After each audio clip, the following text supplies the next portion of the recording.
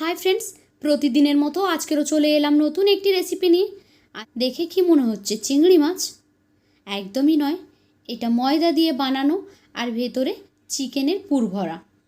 এই চিংড়ি মাছের রেসিপিটি আমি কিভাবে বানালাম তাহলে চলুন দেখে নিন একবার। এর জন্য প্রথমে আমি একটি মিক্সিং বোলে নিয়ে নিচ্ছি ময়দাটা আপনি আপনার পরিমাণ মতো নিয়ে নেবেন। আমি এখানে 2 কাপ নিয়ে নিলাম।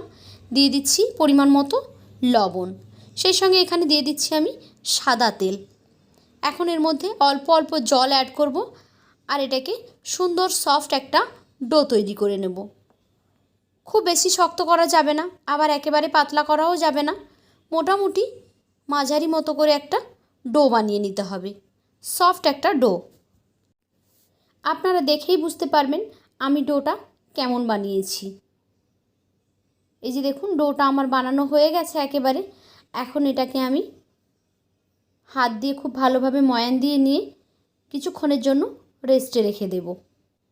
এখন মাছের ভেতরের ফিলিংসটার জন্য কিছুটা পুর রেডি করে নিচ্ছি। আমি নিয়ে নিয়েছি এখানে চিকেন, বোনলেস চিকেন নিয়েছি আমি। দিয়ে দিলাম পেঁয়াজ, সেই সঙ্গে দিয়ে দিচ্ছি এখানে আমি কাঁচা লঙ্কা। এখন এটা একটা স্মুথ পেস্ট বানিয়ে নেব, তার জন্য অল্প পরিমাণ জল এখানে আমি ইউজ করলাম। এখন একটা পেস্ট বানিয়ে নিচ্ছি। এখন এই যে দেখতে পাচ্ছেন পেস্টটা রেডি হয়ে গেছে।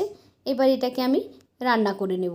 আপনারা চাইলে ছোট্ট ছোট্ট কিমা করেও রান্নাটা করে নিতে পারেন। এখন একটা প্যানে দিয়ে দিলাম সাদা তেল। তেলটা গরম হলে দিয়ে দিচ্ছি এখানে পেঁয়াজ কুচি। তেলের উপরে পেঁয়াজটাকে কিছুক্ষণ নাড়াচাড়া করে নেব, যতক্ষণ না পেঁয়াজটা খুব সফট হয়ে আসছে ততক্ষণ পর্যন্ত। দিয়ে দিলাম কিছুটা এলাচ আর দারচিনি। এখন দিয়ে দিচ্ছি 1 চামচ আদা রসুনের বাটা। আদা রসুনের কাঁচা গন্ধটা চলে যাওয়া পর্যন্ত একটু নেড়ে চেড়ে নিলাম, যাতে মশলাটা পুড়ে না যায়। তাই এখানে অল্প একটু জল দিয়েছি। দিয়ে দিলাম 1 চামচ হলুদ গুঁড়ো। আমি এখানে কাঁচা লঙ্কা ইউজ করেছি, তাই আর লঙ্কা দিলাম না। দিয়ে দিলাম স্বাদ অনুযায়ী লবণ। এখন এখানে আমি আগে থেকে যে মাংসের পেস্টটা রেডি করে রেখেছিলাম সেটাকেই দিয়ে দিলাম। এটা রান্না করতে আর কোনো রকমের কোনো জল ইউজ করব না। আমি একটু জল দিয়ে এই পেস্টটা রেডি করেছিলাম, ওই জলেই কিন্তু এই রান্নাটা হয়ে যাবে। কন্টিনিউ আপনাকে নাড়াচাড়া করে যেতে হবে। দেখুন এর থেকে কিন্তু জল বেরিয়ে গেছে। এই জলটা মোটামুটি আমাদের শুকিয়ে দিতে হবে, শুকনো শুকনো হয়ে যাবে, ততক্ষণ পর্যন্ত এটাকে রান্না করে নেব। এখন দেখুন ড্রাই হয়ে গেছে, আমি গ্যাসটা বন্ধ করে দিচ্ছি। এখন আগে থেকে তৈরি করে রাখা ডো থেকে আমি এখানে কিছুটা ডো নিয়ে এভাবে লম্বা করে শেপ দিয়ে নিচ্ছি। তারপর এখান থেকে অল্প অল্প করে ছোট ছোট গোল গোল একটা করে লেচি কেটে নিচ্ছি। সবগুলো মাপ যদি একই রকম হয় তাহলে প্রত্যেকটা সমান মাপের হবে, দেখতে অনেক ভালো লাগবে। সেই জন্য আগে আমি এগুলোকে কেটে নিচ্ছি। এখন এখান থেকে একটা লেচি নিয়ে এভাবে গোল করে নেওয়ার পর আমি এই চিংড়ি মাছটা বানিয়ে নিয়েছি। আমি কিভাবে বানিয়েছি সেটা দেখিয়ে দিচ্ছি। একটা করে গোল বল নিয়ে হাত দিয়ে এভাবে লম্বা করে দিচ্ছি, তারপর দেখুন আঙুল দিয়ে চেপে চেপে ফ্ল্যাট করে দিচ্ছি। বেলতে হবে না, হাত দিয়ে করলেই হয়ে যাবে। একটু চ্যাপটা মতো করে নিতে হবে, তারপর এভাবে চামচ দিয়ে দাগ দিয়ে নিতে হবে, একদমই চিংড়ি মাছের মতো লাগবে। এখন ভেতরে আমি এই যে চিকেনের পুরটা দিয়ে দিচ্ছি, তারপর এভাবে হাত দিয়ে মুড়ে মুখটাকে আমি সিল করে দিচ্ছি। কিভাবে আমি তৈরি করছি দেখে আপনারা নিশ্চয়ই বুঝতে পাচ্ছেন।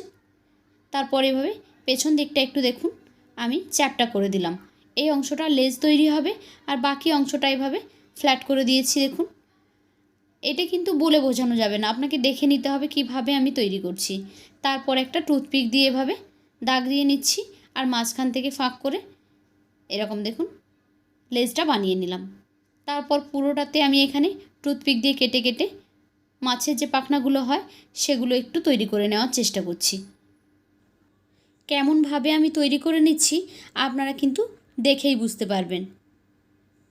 পুরোটা এভাবে টুথপিক দিয়ে তৈরি করে নিলাম। এখন এই মুখের কাছে দেখুন এভাবে একটু টুথপিক দিয়ে কেটে দিচ্ছি, তারপর হাত দিয়ে এভাবে একটু সরু করে দিলেই কিন্তু হয়ে যাবে। এখন এটাকে এই নিচের দিকে একটু বাঁকিয়ে দিতে হবে। দিলেই দেখুন সুন্দর একটা চিংড়ি মাছের শেপ হয়ে গেছে। আর এই চোখটা তৈরির জন্য এখানে আমি কালো জিরের ব্যবহার করেছি।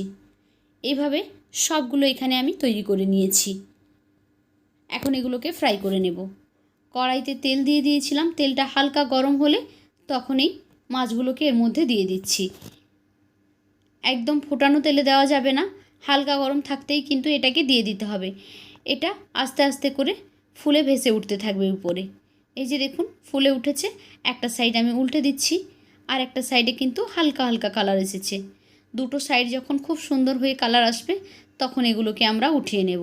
এখন খুব ভালোভাবে নেড়ে চেড়ে লো ফ্লেমে রেখে এইগুলোকে ফ্রাই করে নিতে হবে। দেখতেই পাচ্ছেন খুব সুন্দর কিন্তু একটা কালার এসে গেছে, আর এগুলো ফ্রাইও হয়ে গেছে। এখন এগুলোকে উঠিয়ে নিচ্ছি। তো রেডি হয়ে গেল মাংসের পুর ভরা চিংড়ি মাছ। কেমন লাগলো আজকের রেসিপি আপনাদের কাছে? যদি ভালো লেগে থাকে তাহলে লাইক, কমেন্ট অ্যান্ড শেয়ার করবেন।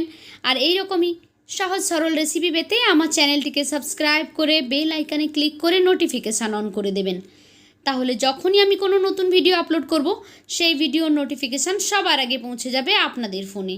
তো আজকের মতো এই পর্যন্ত, ফিরে আসবো আগামীকাল নতুন একটি ভিডিও নিয়ে। ততক্ষণ সবাই ভালো থাকুন। টাটা।